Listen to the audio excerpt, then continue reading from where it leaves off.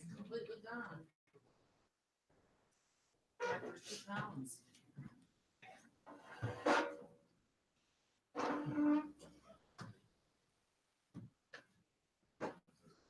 Said I got it about an hour ago.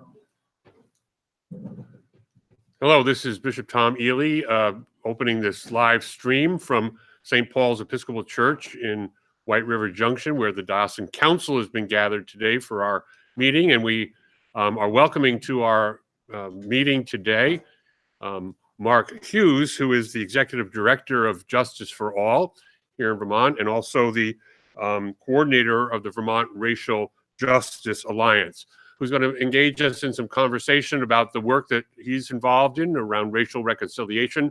This is part of our continuing focus and priority in the Episcopal Church in Vermont on racial reconciliation and healing. And we're delighted to welcome Mark for this live stream and for this conversation with Diocesan Council. So, Mark, welcome. Thank you. Hi. Just white knuckled down from Burlington. It was interesting. I was underestimating the trip. I think I got down here in about an hour and 15 minutes. So I shouldn't say this live, should I? Okay, so yeah, I'm Mark, and I just want, first of all, Bishop, I want to thank you for inviting me down at such short notice, and also just to give as much as an hour of your time, which I know is very valuable to everyone in here. One of the things I used to do in corporate America when I was trained, whenever you call a meeting, count how many people in the room and multiply the number of folks in the room by the time that's actually being taken, and maybe try to value that. So I really want to let you know I really value tremendously the time that you've given me. Again, my name is Mark Hughes, and I am the Executive Director of Justice for All, Racial Justice Organization, which I founded here in Central Vermont, I should say there in Central Vermont in 2014, largely for the purposes of addressing racial disparities in the criminal justice system. I've got a couple of other things going on too. I'm also a retired Army officer. I'm an Iowa native. I'm a father. I'm a grandfather. I'm a recovering Republican. I'm a recovering Democrat. So I've got a lot of other things going on too. So I'm not really one-dimensional. There are a lot of other things that are near and dear to my heart. Are you able to see? You sure? Okay. I want to make sure you get a good shot here. But what I'll do today is I want to give you an opportunity to engage with me in a conversation. And I want to share with you some of the things that I've discovered and show you how it's emerged from the work that we do. And also I want to challenge you today to engage in this process. I think there's some things that perhaps you may be able to take away from this, both individually as well as collectively, to get some things done, to take some action. So this is the agenda. I just want to share that with you because we're going to try to stick to it. We'll try to get through the material that I have for you, engage in hopefully a good conversation. I warn you that there will be some difficulty. There's always difficulty in having conversation. We'll be talking about racism. We're talking about slavery. There's a level of difficulty that we have in these conversations, but I just want to encourage you to engage and to speak your heart and to be receptive to what you're about to hear, because some of this stuff is really not it's not easy to process.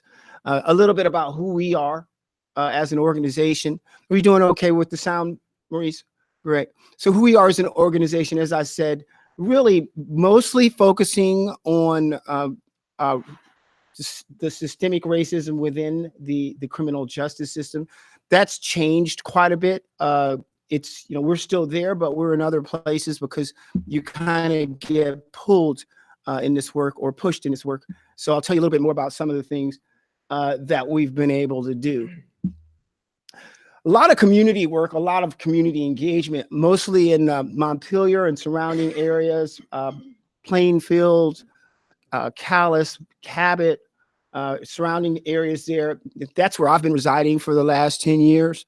That's where the work started. I've lived in 14 different states, 4 different countries. I've been all around, and I've never worked on racial justice before I came to Vermont. It was just an awakening that I got when I was here. I don't know that Vermont is necessarily any worse or any better than any other place in the country.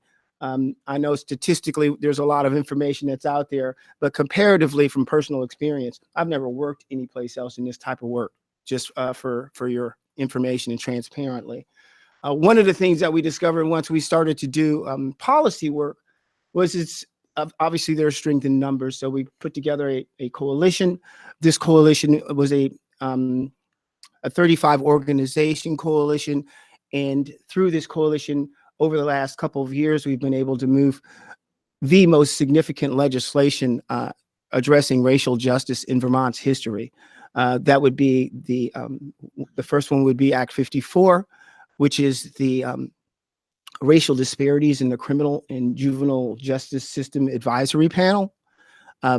Therein lies all representatives from the entire criminal and juvenile justice system, as well as 5 appointed members throughout communities around Vermont, where deliberations are where they engage in deliberations and put forward recommendations for improvements in the criminal justice system surrounding the disparities. Also, the task force, they call it the Human Rights, the Attorney General's and Human Rights Commission's Act 54 task force, the most comprehensive and detailed report surrounding racial disparities across all systems, housing, education, employment, health services access, as well as the criminal justice system and economic development. This is the most comprehensive report to date. This came out and was released by Karen Richardson and David Schur in 2017, in December 2017. And again, more work was done on the fair and impartial policing policy, establishing various policy, I would say policy change criteria, as well as updating other details. So the Act 54 and Act 9, which I'll tell you a little bit about, are the 2 things that we were able to get done. And next year, Act 9, we came back. Act 9 is also a racial justice bill. It is a bill that was designed to address systemic racism within government, across the entire government in Vermont. There is now within statute a racial equity director. The process of hiring this person is in its final stages right now. There's also a racial equity panel, and the primary role or responsibility here again is to identify and dismantle processes, policies, and other issues, or I would say institutional residual that would contribute to, if you will, systemic racism within the federal government. So there's a lot of work that has already been going on. What happened along the way is we decided to dismantle. You say, well, if it's not broken, why would you try to fix it? So we decided to dismantle the Racial Justice Reform Coalition, and the reason why is we wanted to ensure that we had people of color, more people of color at the core of the decision-making process and so forth, as well as to create some more solid, I guess, processes and operational procedures in terms of how we communicate and how we get things done. So that is currently underway. And what we've decided to call it is the Vermont Racial Justice Reform, the Vermont Racial Justice Alliance. So that's how we've come to what we are. So I stand here as not just the executive director of the Justice for All, rather, but also the coordinator of the Racial Justice Alliance. So, and you can see there, I won't read them to you, but you can see there, that's kind of what we're focusing on as an alliance. Our campaign is pretty straightforward. What we want to do is we want to try to see some smiles there. Looking at you, maybe you recognize that barn. There's what we wanted to do is we wanted to put forward a conscious, a purposeful effort to stare systemic racism, and for that matter, even overt discriminatory practices. Those things that we need to do to address those in this state, we wanted to just confront those directly. Very difficult work that has been and continues to be done across the state, across the country, indeed. As far as the manner in which we've been approaching it and the level of effectiveness, I think there could be, we could probably use some help there. So what we're doing is we're calling it what it is, and we're rolling up our sleeves and we're getting to work. Okay, so this entire initiative is really founded in this whole hashtag Change Vermont.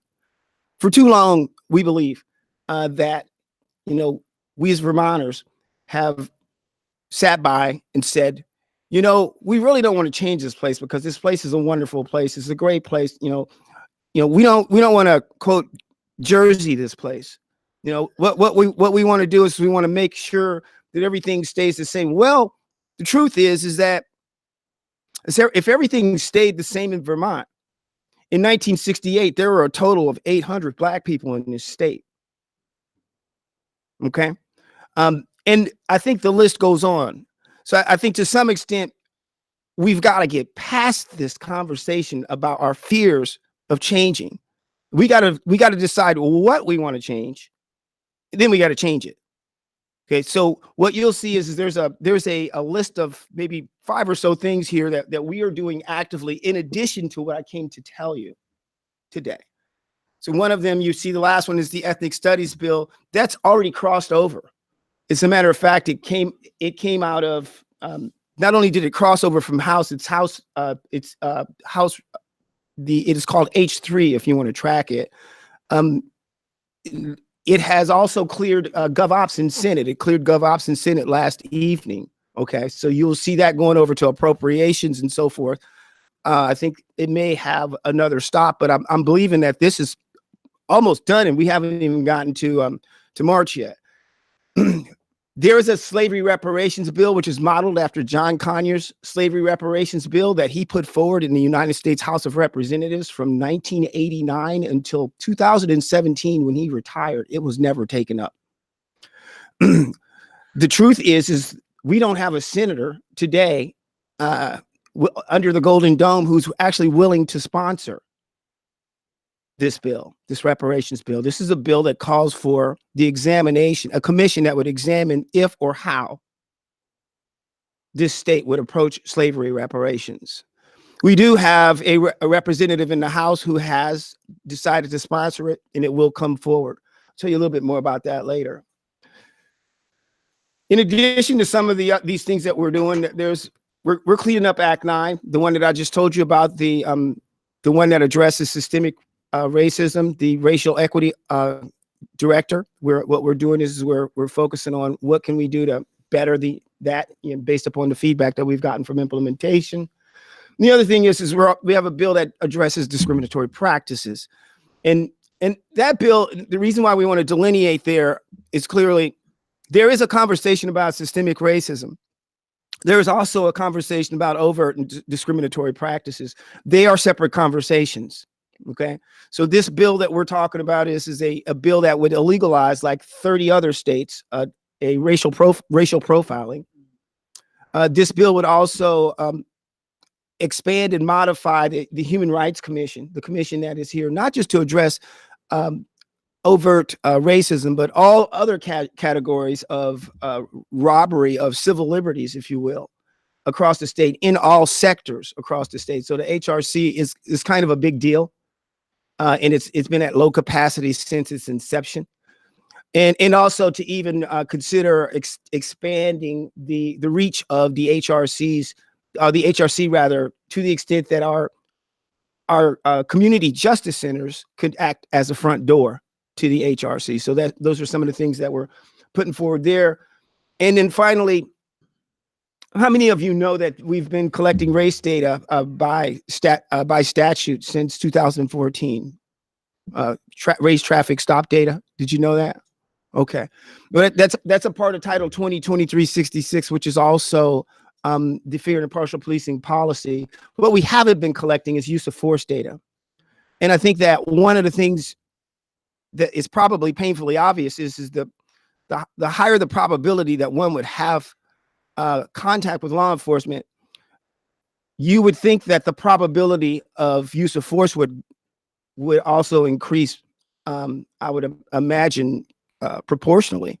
So we believe, based upon the report that came out of Burlington in 2017, which reflected an 18.7% use of force against people of Black people in Burlington. We believe that this is an important piece of data that we're missing. And I think in addition to that, there's a larger question is how are we training the 79 agencies in use of force, appropriate use of force, consistently across this state? And how are we training, and what is the policy rather, across all of these agencies? So that's that. So I wanted to spend some time with you just framing a larger discussion, because what you thought you were going to hear was you thought I was just going to come in here and tell you about slavery, but I think it's very important when we start having this conversation is to understand just the broad context that we're speaking within. You notice I'm not talking about all of the things that we're seeing across the state. I haven't mentioned Kaya Morris's name. I haven't talked about other things that are going on across the country. Indeed, I haven't talked about the impact that we're feeling as a result of this inflammatory rhetoric that's coming at us from all different directions, because I think you all know that. Okay. What I came to show you is what we're doing about it. Okay. Excuse me. Can I trouble you for a glass of water or something like that? Thank you. Thank you. That's great. I would have drank it even if it was open. Thank you. Thank you. So in slavery is one of the things that we wanted to open with. This is by design. We, not just to start at the beginning, but also, let's just raise a red flag. Let's have the real conversation first. I mean, really, if you're going to address systemic racism, what better place to start than at the Constitution? So in slavery is where it's a sub campaign of what it is that we're working on. It's also what I came to tell you about. There's another thing that we're working on. Thank you. At the same time that we wanted to open up with, and that was I told you a little bit about the reparations bill, and what we were able to do is to tie that around this whole cannabis discussion that's underway right now. I think it's S53, if I'm not mistaken. I've already testified in Senate Judiciary. Senator Sears and Benning and others are working very hard on, and and also Senator Ash is, he said it very clearly. This is on a fast track. So what we've already done is and before I get started, I just want to frame the war on drugs, because the war on drugs is really a battle, and marijuana basically is a handgun. It's a handgun in a 50-year battle of a 400-year war that we've been fighting here. This is 2019, and the first Black person got off a ship in 1619, 400 years. Okay. So what we're looking at here is the fact that we know that there's been a tremendous amount of damage that has been done, not just to the people individually, but to their families, their wives, their children, their relatives. Our communities have been decimated. And so this conversation is a large conversation when we start talking about reparations in general. But what we were able to do is to tie it around this cannabis discussion. We're continuing to do that. You'll see a petition on this, and you'll have to watch the work that we're doing. Watch the House, involve yourself in the House to see where this reparations bill goes. There's really not a lot of political will or appetite, if you will, for a lot of folks, not just with this reparations discussion, but even with the slavery discussion, there's just not a lot of political will that's out there right now. So we created this map to kind of give you an idea. And I know it's kind of an eye chart, so I'm going to help you out. Don't squint because it's going to ruin your prescription. Okay. So what you got is for the punishment of crime, you'll see all of these orange states. And I'm just going to step up here and this state was orange last year. Okay. So Colorado, their laws a lot like ours is that what they do is they take it through the legislature and then they send it out for a general referendum. That's what our process is. Colorado's failed the first time in a general referendum, and it was a revote that happened. I think largely it had to do with some confusion on the language that was on the ballot, quite frankly, but it did indeed fail. So what we have here is roughly about 19 or 20 states. Alabama, it doesn't make any difference. You slave is a slave is a slave, right? Don't ask me. I'm not going.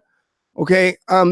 But if you look up and down the East Coast, what struck me ominously is that there is not one state, even our so-called slave states down here in Florida, Georgia, South Carolina, North Carolina, Virginia, West Virginia, not one iota of language in their constitution that has anything to do with slavery. Nothing. Okay. All the way up to Vermont. And ominously, we stand out like a sore thumb. And not only do we stand out like a sore thumb, but we are the only state in the United States that has ever constitutionalized slavery, not just for fines, debts, and the like, but also for our children under the age of 21. For our children under the age of 21. There is no other state, not one, that has that language. This is the language. We'll just take a second and let you read through that. It's not very long. And the thing to consider as we're reading through this language is this is the first article of our Constitution.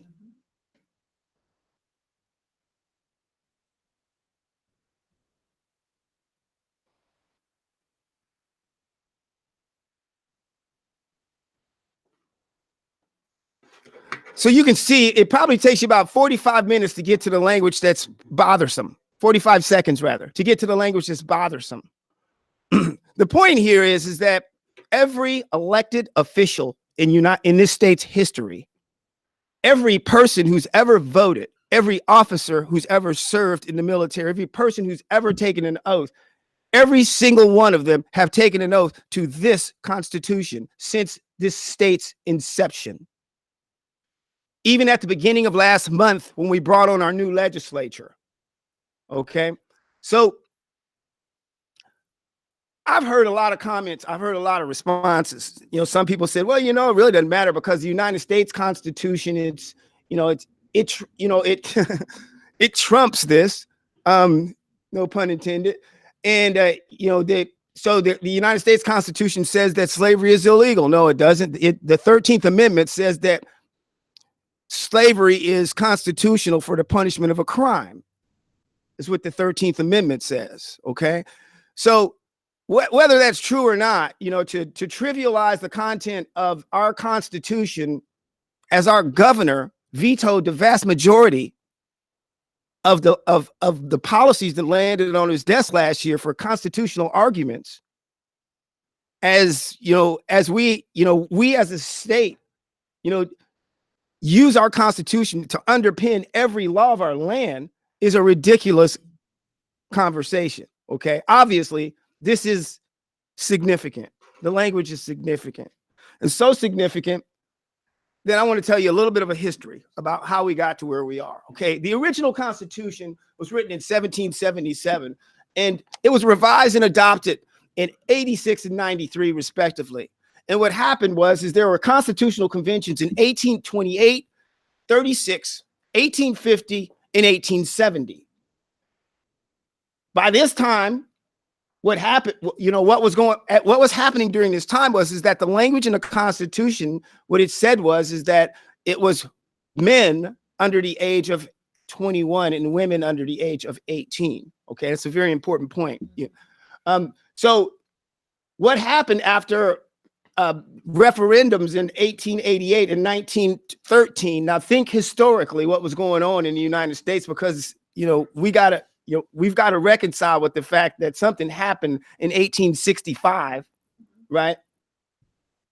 So in 1888 and 1913, there was a referendum, the constitutional referendums. That's what that means by the people, and the language remained the same. However, the language changed in 1924. I don't think I caught that. In 1924 is where the fourth bullet is. The language changed where women, their age was changed from 18 to 21. Okay, but the language remained the same. It just simply changed the age of women for slavery from 18 to 21. There were 27 additional amendments. The most recent was in 2010. There was language approved in Vermont Democratic Party's at their platform convention in I think I did that. Let's see what we can do to get back to that. Help! Maurice is coming. I know he is. So in 2016, there was language added to Vermont Democratic Party, and this is not obviously. I don't want to beat you over the head with parties and all of that other stuff, okay? But because this should not be a partisan conversation. I hope you all agree on that, okay? So in 2016, there was language introduced to the party's platform. A young Democrat chair from Cabot raised the point. Full disclosure, it was me. In that platform convention, there was a huge debate that happened, and we just got out of the way and let them go. And finally, they came to the conclusion that it would be a good idea. So what happened after that was Justice for All. We offered an amendment proposal, provided that to the Senate. You might want to scribble that down. Scribble that down to https:/EP9ZS7. Just scribble that down. I'll tell you why it's important.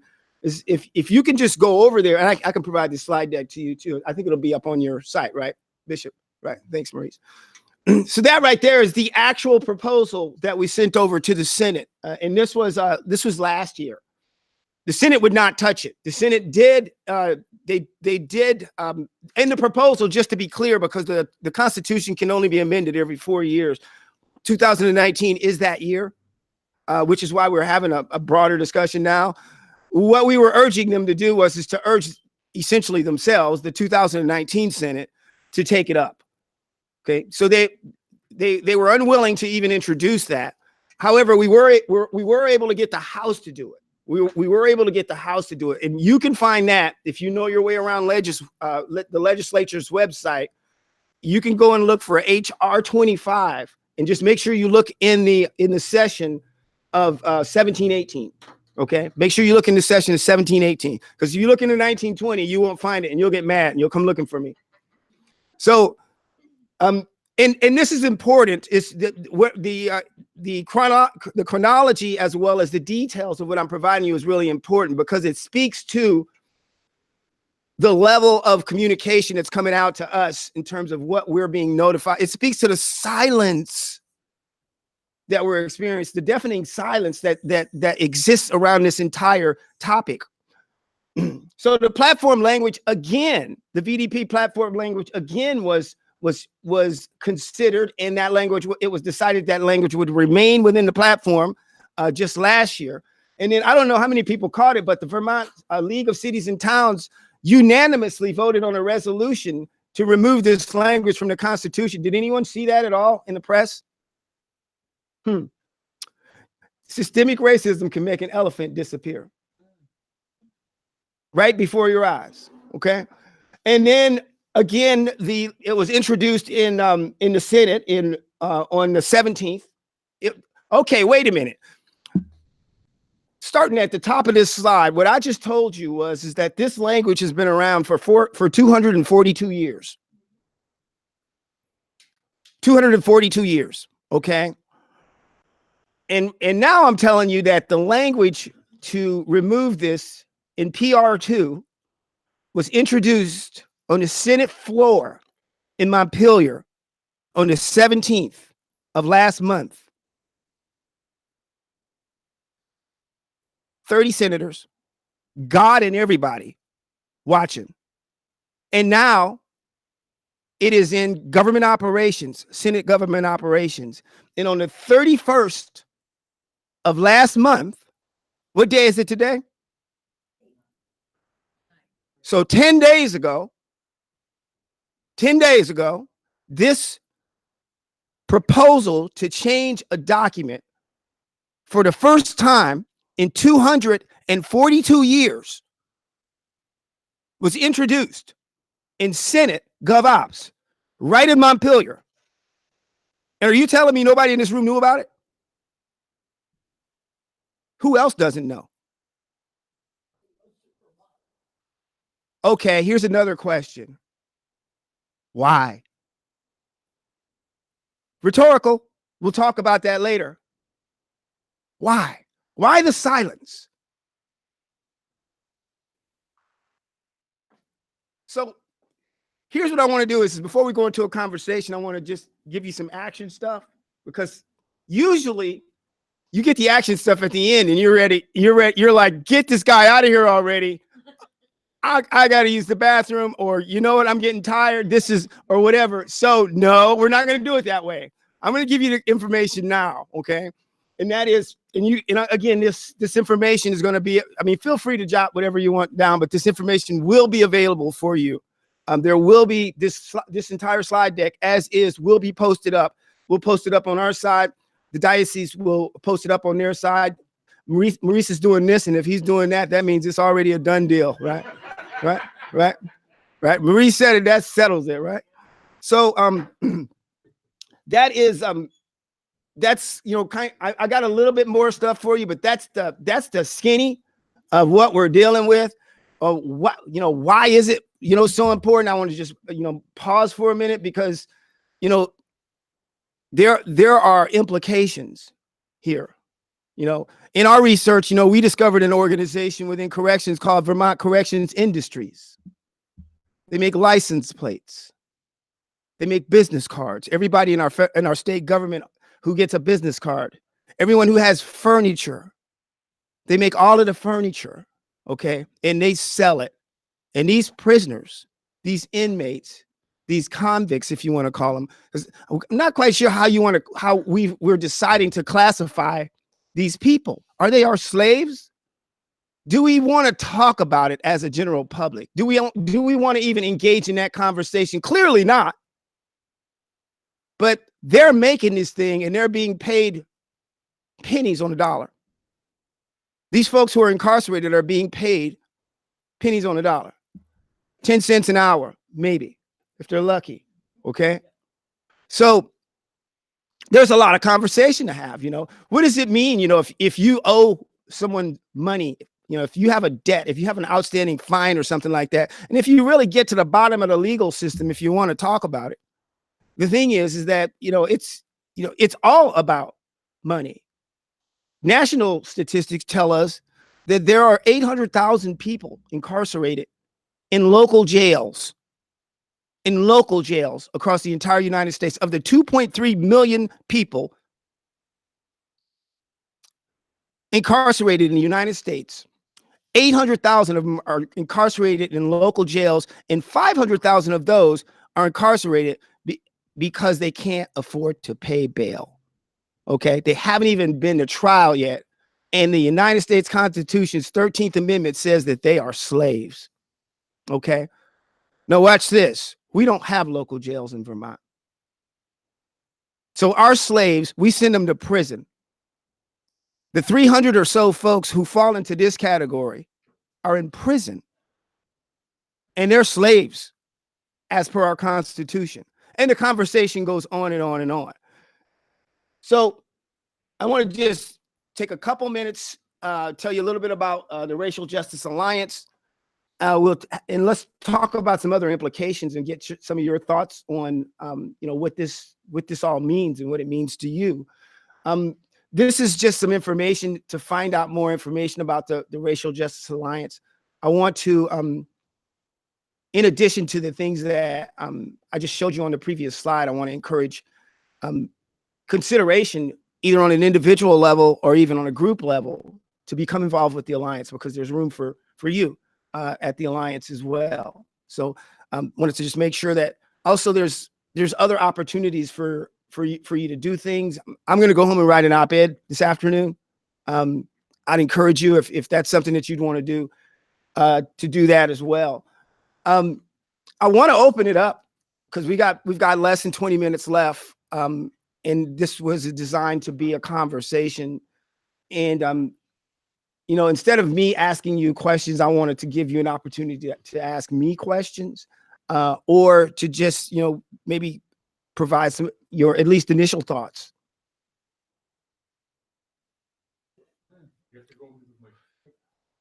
Ha! You got to go to the mic, Rob. Yeah, this just reminds me of home with all of these cords around. I don't think I'm supposed to say that on publicly either, am I? So, so I'm just in shock, actually. Having been born in Western North Carolina and raised in Charleston, South Carolina, which was the hub of the slave trade, and those states do not have it embedded in their constitution. Sure. I'm just not sure I understand why there's any question about removing it. I think of Vermont as the city on a hill, if you will, coming from where I come from. And so to see that in there and then have any question about removing it, I just simply don't understand. Can you clue me in a little bit? Sure. So Rob, I want you to know I used to live in Charlotte, okay? And North Carolina is one of my favorite states. So I don't know that there's a conversation about I think usually when I get in conversations about stuff like this, when all else fails, it becomes a question of process, okay? And I think that from what I've heard in testimony, and I think what I'll do is I want to provide that to you, Maurice. I have the testimony that happened when it was introduced in GovOps. And so all of the testimony that has occurred to date, we have it. And I want to make it available to you. So I'll start with that. In testimony that's going to be happening on Thursday, Wednesday, I think it was up on the slide, you will hear a professor from the law school, and this professor was involved in the process of addressing the Constitution to make the entire Constitution gender neutral. So obviously they've seen this language already, and I think that there are other senators and legislators who feel this way too. It's a matter of historical context. So a lot of folks are saying, well, we should probably leave it in there because we want people to see where we've come from as a state. We want people to understand that we haven't always been that way. And even with the United States Constitution, you can still find language in there where, I'm 2/3. It takes like 3 of me to make 2. So there's still this discussion about, how do we do it? Process, not if we do it. And I think there are, and it ranges from people who are like so appalled and shocked and just really upset about it. They're like, just get it out. I don't want to talk about it. And you got to ask yourself another question. Next layer of abstraction is process. If we just take those 35 words and rip them out of there and keep moving, you already know nobody in the state knows about it as is, right? So do we continue to teach our kids that we're the first state to abolish slavery? Or do we teach our kids that we are the only state who's had slavery in their constitution for 242 years? So does that help? So I think it's more about, how do we do it? And I think how we do it is really important. Other questions, other thoughts? That's a really good one though. The point you're making is what's the hang up here, right? I've got a question. Is it Lisa? Yes, Lisa. Hi, Lisa. Hi. There are countries in this world where slavery is still legal. And Okay. people own slaves quite legally. Mhm. Now, my question is, if someone should come, there's a couple in the Middle East and a couple in Africa. Mhm. If someone should come from one of those countries, bringing along 2 or 3 of his slaves Mhm. to wait on him while he's here, if Mhm. he came to Vermont, would those people would clearly still be slaves, right? Because they fit into those categories. Mhm. But any place else in the United States, they would be free as soon as they put their foot on American soil. Am I right? I don't know. Yeah. I don't. I have no. I've never even. I never even considered that as a part of the discussion, and I really don't know what the answer to that is. I'd open up to the rest of the room for discussion. Okay. I don't know. What I do know is that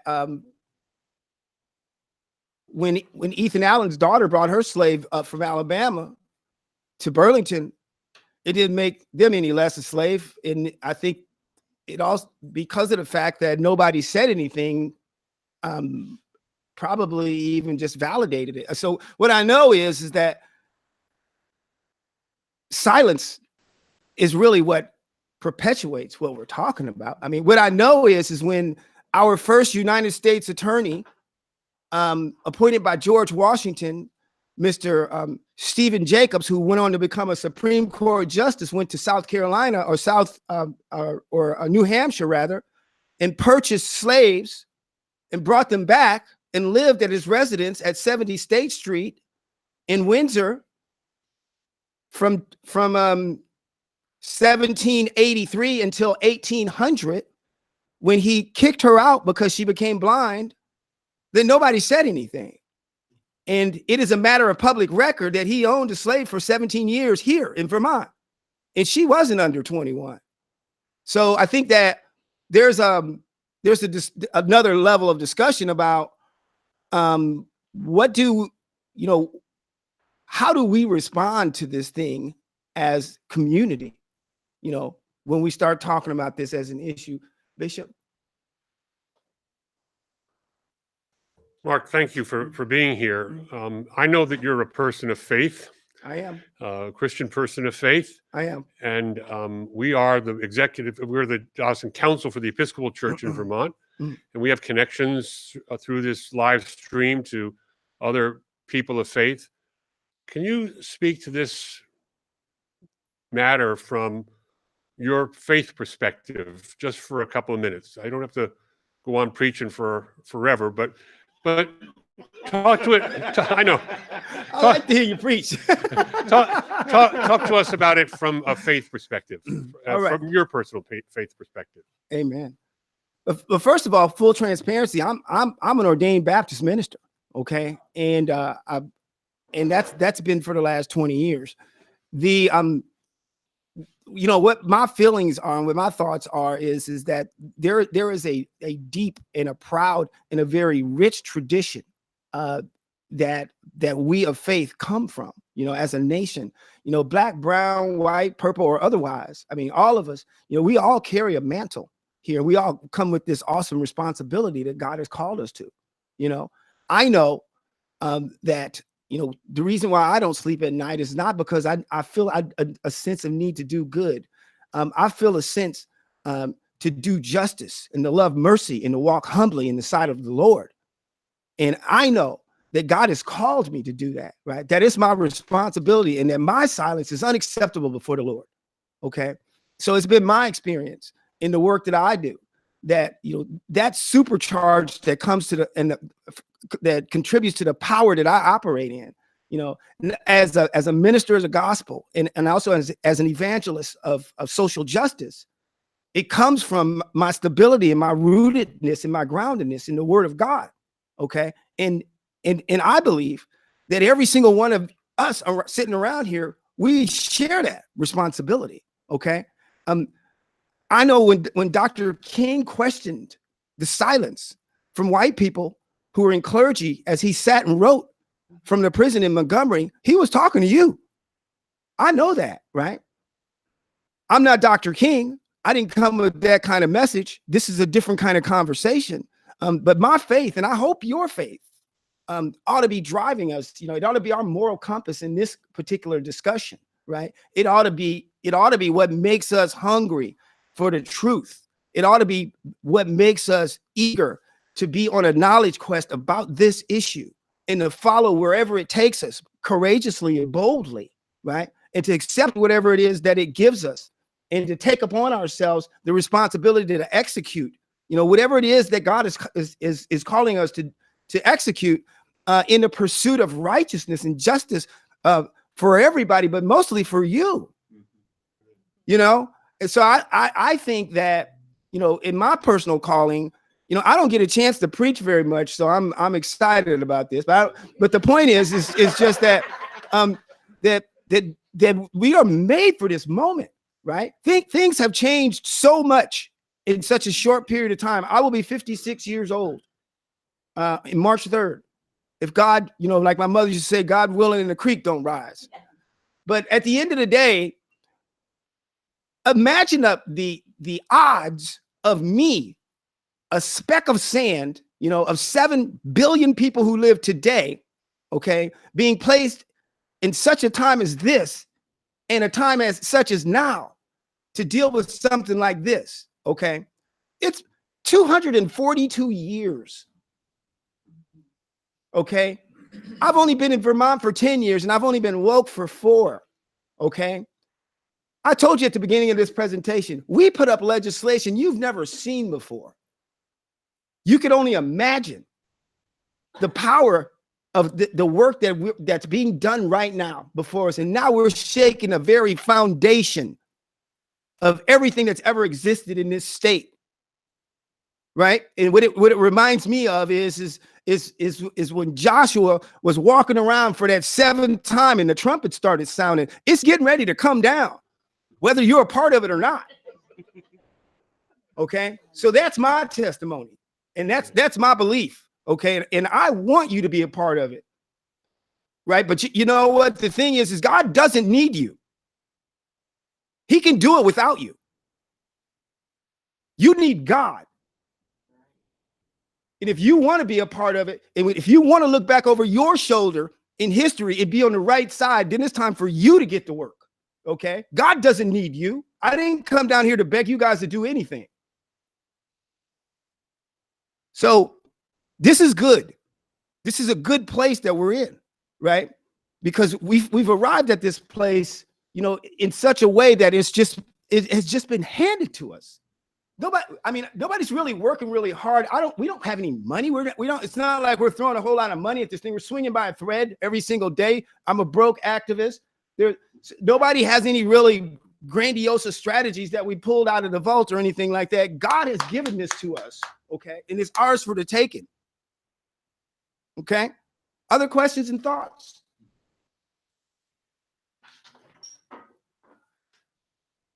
Liam. Yes. Liam, where are you from? Originally? Yeah. Hudson Valley, New York. That's the watershed over there? Is there a watershed? Yeah. I can't really talk about New York very much. I don't know how. Right. People say, because when you get older and it's like every time somebody says something, oh yeah, I'm from North Carolina. I was in North Carolina. Oh yeah, and somebody goes New York and I'm like, yeah. We do that to a lot of people. First of all, I want to echo what Rob had said about this. This is a 2-inch putt. Removing the language, but what concerns me, or not concerns me, or questions, is, and I'll give just a little bit of a preface to this question. The out in the reservation territory in South Dakota, after the second treaty was done by the government, in which case they took back the land they had given but offered them money, the Native Americans refused to take the money because they weren't getting their land back. And that money sits there to this day, earning interest, and it's worth billions. When it comes to reparations, and I guess I see you just put that up there, but in reparations, it's tricky because reparations will not give a person back the freedom that they had lost. Reparations won't give a person the decent wage they should have earned for decent labor. If reparations were to hang up or be the hang up of, say, removing the ridiculous and archaic language, is that enough to sort of stop it? And how would you define reparations? Yeah, so let's start with the last part first. I don't really have a definition for reparations. I think that if you read this this little excerpt that I just put up here, what this is if you can catch that, Maurice, what this is this basically explains what the legislation is about. Look, let's talk about what we know, okay? And don't let me forget the first part of that question. The first part was what? What was it? It was the hang up thing. Okay, I'm going to come back to that. Note it, and we're going to be pushing for time, so I'm going to get through this quickly. So, first of all, do we agree that there has been damage done? That's a question. It's rhetorical. It's rhetorical. It's a rhetorical question. This is what is important for us to focus on, because if we don't get this, then we may as well just stop what we're doing here. Is that race and racism is the carpenter's hammer to the construction of capitalism, okay? Race and racism is the carpenter's hammer to the construction of wealth and the creation and manufacturing of poverty in this nation. It is what has created the 1% and sustains the 99%. Race and racism, hard stop. Okay, there's a lot of other stuff we can talk about. Okay, so, and the question is fast forward. I know none of you have never owned any slaves. I know that it's not your fault. I know that there's a lot of poor people because it's just a fact. And I think Dr. King and recently the Reverend William Barber made it very clear to me anyway is that most Black people are poor, but most poor people are white. So we get it. But the point is that that's where it came from. And the question is first of all, do you acknowledge it? Secondly, what do you do about it? Okay. So the acknowledgement piece has come from Act 54 and Act 9. Okay. I'm talking about our legislators. Okay. And they represent us. And then as far as this whole idea of what you do about it, how about, first of all, and this is as an offshoot of the legislation that we produced, is let's begin to look at the policies. We call it racial impact assessment. Let's look at the policies. Let's look at the Constitution and find out what we need to start changing, right? So we're working on that. And then the next step, logically, is what are the next steps? Have a conversation and say, what do we do next? And that is what this is. It's just to say, let's get some smart people, put them in a room for a year, and have them come back and answer those questions that you just asked. Okay, what is the definition of reparations? I don't know. Now, as far as the first part of your question, is this being a hang up or anything like that? Let them do what they will. What our job is because it is our job to petition our legislatures and to do so in the public square, is to call them out and hold them into accountability. And if they decide that is such an obstacle that they can't do what they need to do, then at least let us see it publicly. Let them state it that it is that they do not possess the political will to do so. And we will just walk away and say duly noted all the way to the polls. Okay. So I think that is our argument. So it's not really that important. I personally don't believe that one is going to be an inhibitor to the other. Does that answer your question? Got time for one more and we're going to close out. One more. One bold person. Okay, everybody's happy. All hearts are cleared. All minds are cleared. Okay, so what I'm showing to you right now is this is in closing is we've got the use of force stuff. This is kind of the synopsis of that. There's the racial equity cleanup piece. And we've talked about the reparations and the discriminatory practices. Again, this is the whole idea of the slavery conversation. I told you it was going to be quiet. I told you it wasn't going to be a lot of, I told you at the beginning, right? It's hard, right? You're sitting there, you're like, oh, I don't want to say it. Oh. But there's work. I mean, how many people would agree that there's work to be done? How many people would agree? Okay. How many people would say that they'd like to be a part of it? Yes. Okay. All right. So I want to thank you. I want to thank you for your time. And again, like I said, I counted all you. 1 hour, it's a lot of time. Thank you. The other thing is, I want to challenge you. Okay, I want to just put it to you like this: is when this is over, and we're going to get this done one way or another. We're either going to get it done now and in this way, or we're going to get it done another way, or we're going to get it done sometime later in a different way, or whatever. No matter what, as long as God gives me life and breath, it's going to get done. Okay. And I think it's by his power that these things are manifesting themselves. Okay. It's not because there's any superstar or a Messiah or anything like that. It's because this is the will. I believe personally that this is what God would have us to do, and that this is what he is going to get done one way or another. He can do it with you. He can do it without you. So I want to challenge you in that way, is to be a part, get in the game, be a part of it. Either individually, collectively. Will you support some type of statement around this? Will you show up or send some representation? Will you write an op-ed?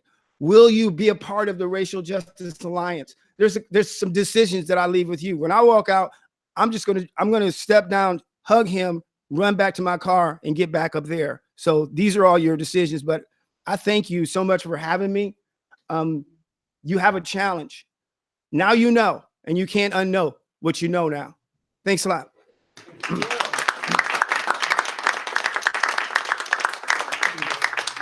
We thank you, Mark, for being here with us for this and for live streaming out this. I forgot we were live streaming. No, oh my God, you got me on that. We got you.